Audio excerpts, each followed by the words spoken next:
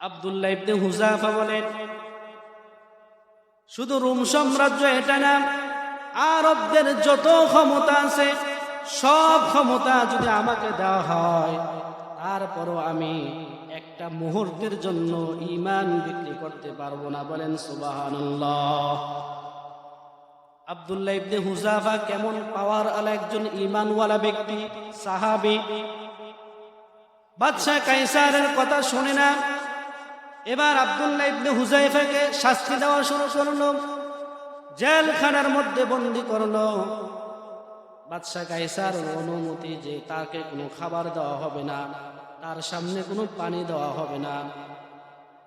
জেলখানার মধ্যে বন্দী করলেন। কয়েকদিন চলে গেলেন, একজন ডাক্তারও তার সাথে পাঠিয়ে দিলেন। বাদশা বলতেছেন, যখন দেখবা আব্দুল্লাহ ইবনে হুযাফার জীবন যায় যায় অবস্থা না খাওয়ার কারণে, ওই সময় আমার কাছে এসে সংবাদ প্রদান করবা। এবার ডাক্তার বুঝতেছে কয়েকদিন ধরে খাবার না পাওয়ার কারণে আব্দুল্লাহ ইবনে হুযাফার শরীর একেবারে নিশুপ হয়ে আসছে, মনে হয় মরে মরে যাবে বাপ। ডাক্তার যায় বলতেছে, বাদশা কায়সার, আব্দুল্লাহ ইবনে হুযাফার অবস্থা বেশি ভালো না, আব্দুল্লাহ ইবনে হুযাফা মরবে বাপ। এবার বাদশা কায়সার বলে, তার সামনে একটু গোশত আর একটু পানি নিয়ে যাও। পানিটা হলো মদ আর গোশতটা হলো শুকুরের গোশত।